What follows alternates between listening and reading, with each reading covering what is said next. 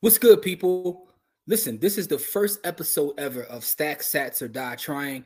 This is our new Bitcoin show brought to you by the Hood, powered by MDC Strategy. And man, I'm excited to actually record this content, right? So the idea is to talk about Bitcoin, right? Stack Sats or Die Trying. Right. And we're going to get into what a sat is. We're going to do a lot on this specific podcast. This is the first episode of the podcast. For those that may have been coming, to watching this podcast from consuming some of our original content, the By the Hood podcast, we've been doing that for years, right?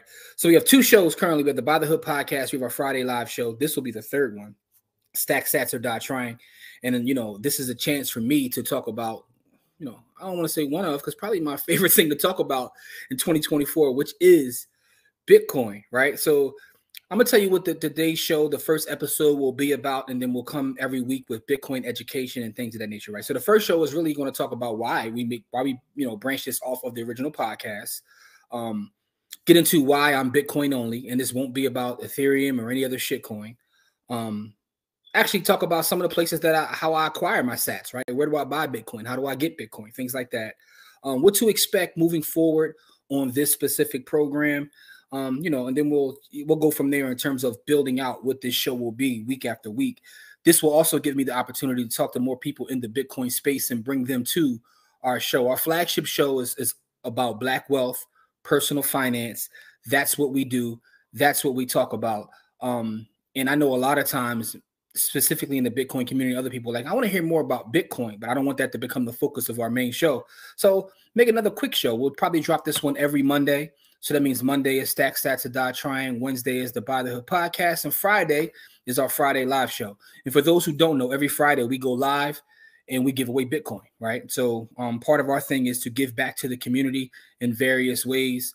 If this is your first time even meeting me, my name is Jimmy of By the Hood. I'm one half of By the Hood. My brother Corey is the other half of By the Hood.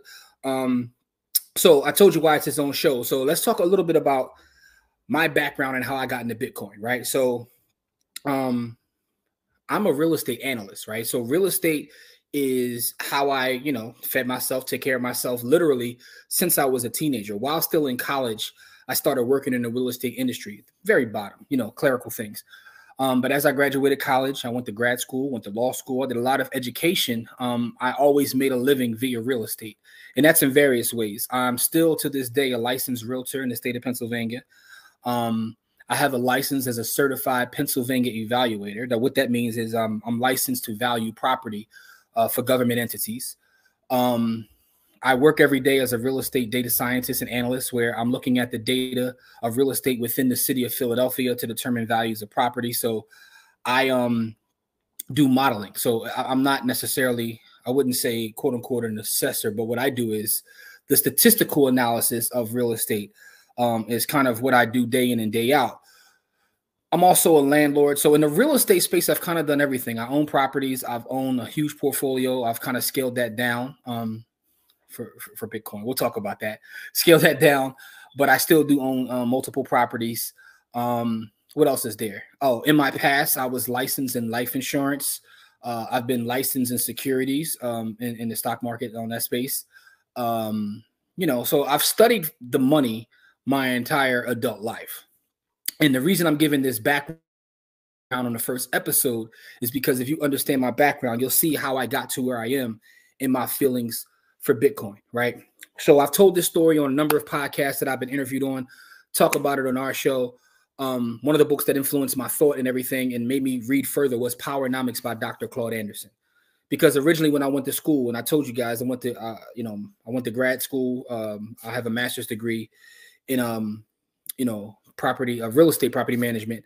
I went to law school. I never took the bar or anything, so I'm not a practicing attorney, but I did go to law school.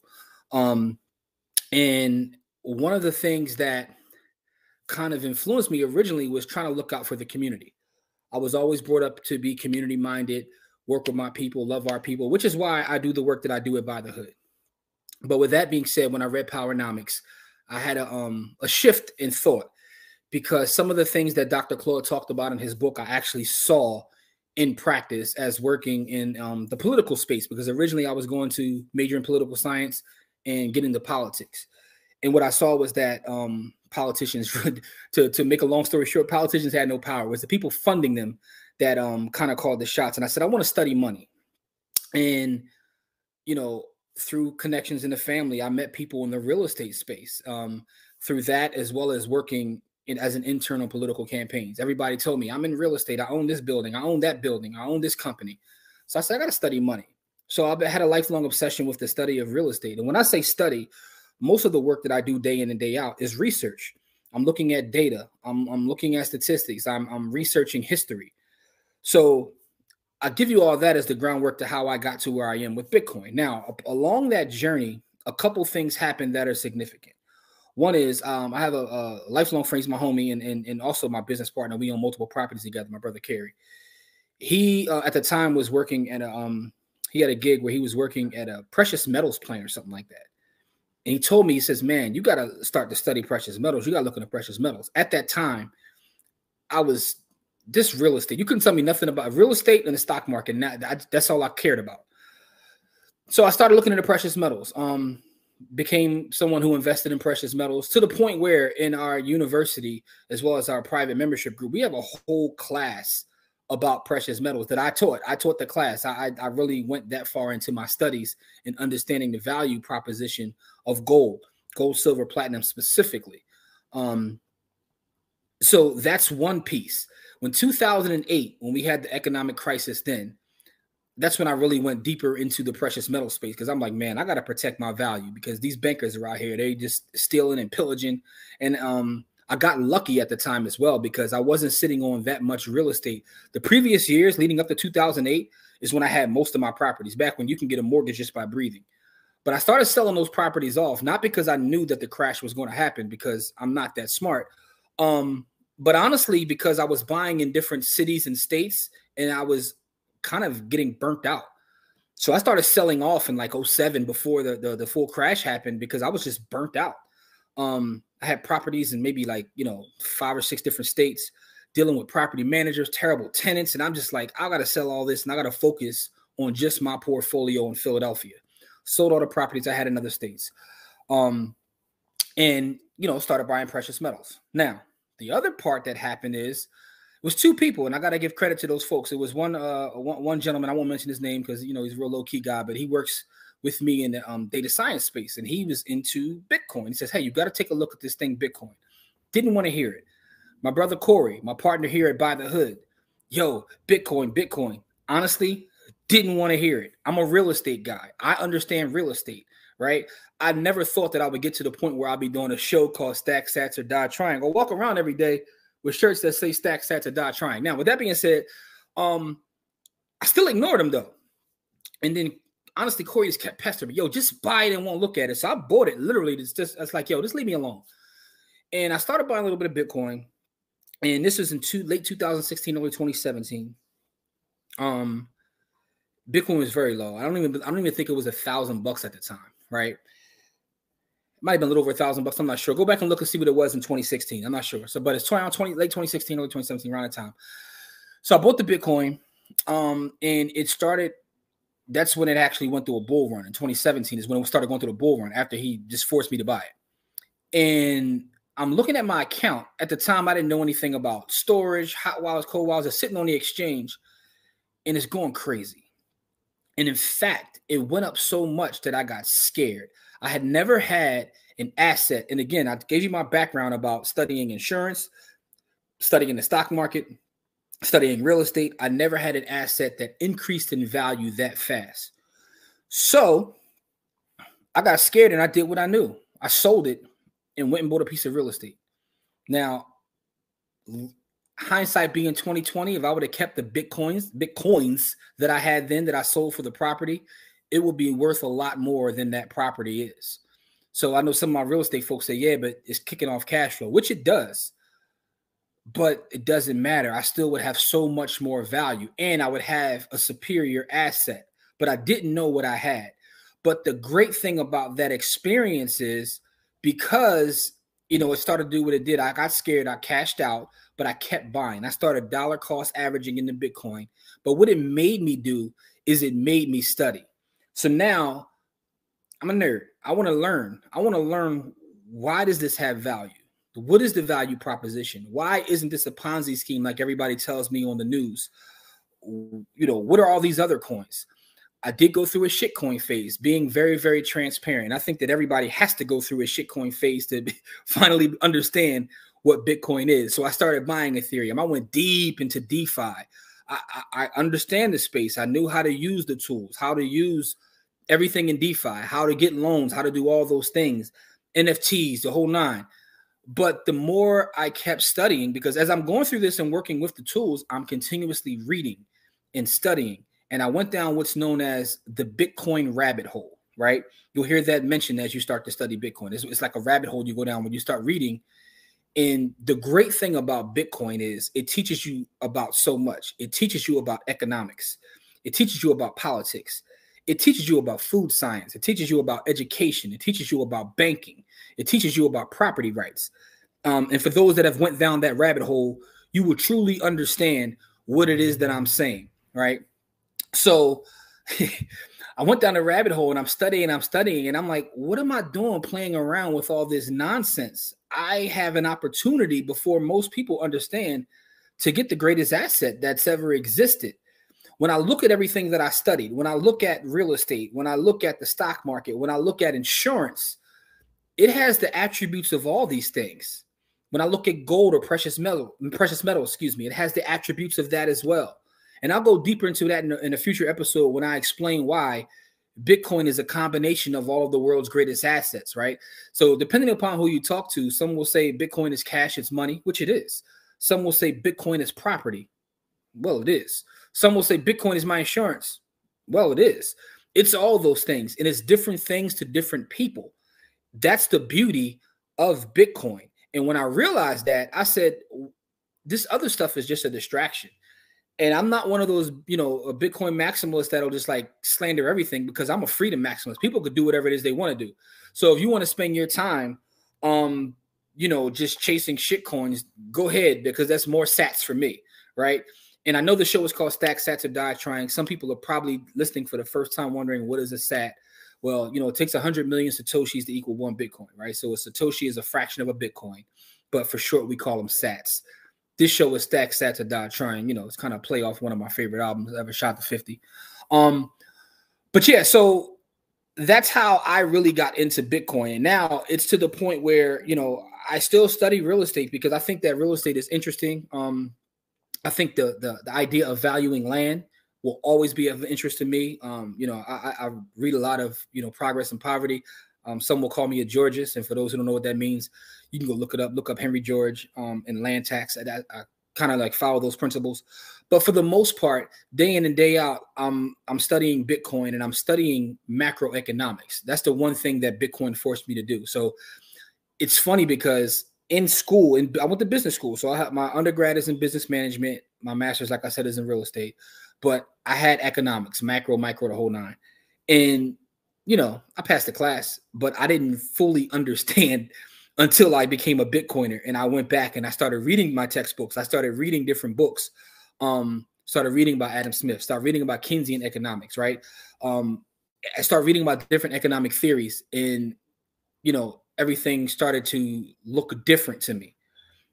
Also, I do want to say this, right? Because I know some people will be critical of this show and of the content because we talk a lot about, Black wealth and freedom and things like that. Now, I do think that Bitcoin itself is revolutionary, but I also understand the politics at play when we talk about Black wealth and how it's not just about economics. It's also about policy. It's also about organizing. And we'll get into that in a future show. But I do want to make sure I say that in this first show to let you know that I am aware that, some people think Bitcoin is the be all end all. And I do think it's an important piece and it can be used as an important piece, but I don't like to live in a fantasy world. I like to live in reality and understand where we are, where we need to get to, and actual steps, and not just live in la la land. So I'm very cognizant of that. So that's how I became a Bitcoiner. I study Bitcoin day in and day out. There are a number of books that I will talk about as we go through this journey. The Bitcoin Standard, Bitcoin in Black America, the Fiat Standard, Broken Money, all these different books that I've read along my journey. I'll bring them up in future episodes. And each episode, I'll probably talk about a specific book. You know, because we're going to build from this show. I want to do a lot of not just talking about the news of Bitcoin, but doing some education. Within our private mastermind group, MDC Strategy, once a year, I do a Bitcoin masterclass, and I try to keep it updated. So right now we had one beginning 2024 where all updated information, because one of the things that people don't understand is you can get Satoshis or sats without having to spend your money. And there's a number of ways I do that. We're going to have probably a whole episode on the fold card, one of my favorite things. Where do I buy my Bitcoin? No, I don't use Coinbase like most people. Strike, Swan are the two main platforms, as well as Fold. So I'll put a little link in the description about where I get my Bitcoin. I'll share with you guys the games that I play, mobile games that pay me in Bitcoin to play the games. I get Bitcoin for every bill I pay. When I pay my mortgage, I get a percentage back in Bitcoin, right? So, you know, you watch these people that have all these different Amex hacks and all that. I kind of do that, but I get Bitcoin back instead of cash, because now I'm getting an actual asset. I'm getting property back for doing things that I would do anyway. Another quick trick, I have an Amex card too. I charge my Amex card, pay my Amex card, and get money back for paying my Amex card. That's a double hack. Anyway, so we'll talk about those different tricks of the trade as we move forward. I would love to get questions from you guys in terms of anything that you want to know about Bitcoin. What do you want to learn about Bitcoin as we go through this journey? Any specific guests you would like me to have on, because I can reach out to people. I don't mind doing so, to have conversations about Bitcoin specifically. There's already a couple people that I have in mind that I've, you know, kind of reached out to that will be on this specific show, on the Stack Sats or Die Trying show. So that's what to expect on this show. One other thing that I want to share with you in terms of Bitcoin news, I was watching the other day, President Obama, the 44th president, was giving a talk, and he mentioned something. And I was like, after I heard this, I said, man, I'm not bullish enough. You know, I've literally did a backdoor Roth this year and did the whole thing in IBIT, right? So I'm not one of these guys that don't like the ETF, because I feel like they have a place if you have retirement accounts and you're building assets in a traditional sense. And I know a lot of strategies about, you know, retirement accounts and how to use them, how to maximize their use. So I say that because as I'm watching him give this speech, I'm like, I got to buy more Bitcoin because let me share with you what he said. And for those that are listening to the audio, because this is an audio experience as well as video, make sure you leave some comments. Everything will be under the By the Hood podcast feed. I'm not going to make a separate feed for these shows. It'll be all under one feed. But make sure you, you know, leave some comments, you know, like, if you're watching, subscribe, do all the good stuff. This will air, the video will air on our YouTube channel as well as our Facebook page. So make sure you do that. But you should be able to hear this, which is, you know, something that Obama recently said when giving a talk. So let me rewind this. And for those watching, you can see it as well. So let me cut this volume up. I want to make sure you guys can hear this. The question we now have to ask is if technologically it is possible to make an impenetrable device or system where the encryption is so strong that there's no key, there's no door at all. What mechanisms do we have available to even do simple things like tax enforcement? Because if in fact you can't crack that at all, government can't get in, then everybody's walking around with a Swiss bank account in their pocket. All right, so you guys heard him, right? I heard that, and I said, I got to get some more sats. Like, yo, if he's saying that, and I know some people say, well, I have the opposite opinion. Well, for me, he's saying what I already know. The government can't crack it, right? So the government can't crack it. And one of the fallacies that I see out there is now that we have these ETFs and people are buying up Bitcoin that is no longer decentralized, which is the biggest piece of malarkey there is, because decentralization has nothing to do with the ownership of the actual asset. And I've said this on multiple platforms, and I'll say it again. There's Bitcoin, the network, and there's Bitcoin, the currency. The network, which is where the value lies, and the fact that it is the biggest and strongest network that exists, right? That network is decentralized, right? I run a node personally, but there are nodes literally all across the world that are being run that can validate transactions that literally have a copy of the full blockchain and make sure that everyone is, staying on the same accord. And we'll get into more of that as we build in the show, but I have to make sure I say that. But then when you understand that and you hear what he says, like, yo, there's a problem. We can't get in. Everybody's walking around with a Swiss bank account in their pocket. I'm like, I need more in my Swiss bank account. That's my reaction to hearing that. So yeah, man. So we'll talk about things that are in the news in Bitcoin, because believe you me, there's always news. Another reason why I think it's important to leave all the shit coins alone and focus is because there's a lot going on within Bitcoin. You know, whether we're talking about the Lightning Network, which allows you to transact for pennies, right? A lot of people are not even familiar with Lightning. That's not priced into me yet. There's just so many aspects of Bitcoin, and I think it's important to talk about them and to have this conversation with the community and bring on other people that look like me, possibly people that don't even look like me, because I think it's important for us not to get left behind.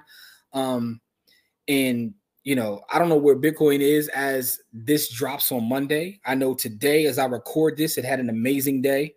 So hopefully people will be excited as we get into this next bull market to really pay attention to what's going on. But this will be like a labor of love for me, because this is stuff that I do anyway. I talk about Bitcoin pretty much every day. I know my family and friends, because, you know, I'm that guy.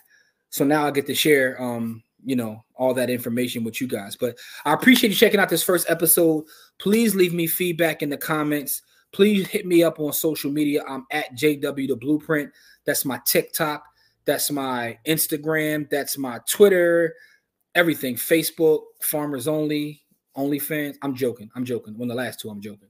But really, Instagram, TikTok, Facebook, Twitter, or X, whatever you want to call it. I'm at JW the Blueprint. Hit me up, shoot me a message. Let me know what you think about this episode. Tell me if it's trash too. I don't care, because I'm still going to talk about Bitcoin, because I'm going to talk about Bitcoin. Like, one thing, death, taxes, and Jimmy talking about Bitcoin are some guarantees for you, right? So with that being said, I appreciate you guys for all the support of our other shows. You've been supporting for years at this point. So I'm hoping that, you know, this show gets the same support, and, you know, let's continue to build, man. Remember, man, stack sats or die trying. Get as many sats as you can or die trying. Listen, I'm also looking for an MC to give me a theme song or something for this show, man. So if you got bars, let me know. All right, y'all. I'm going to leave y'all with that again. Stack sats or die trying. Peace.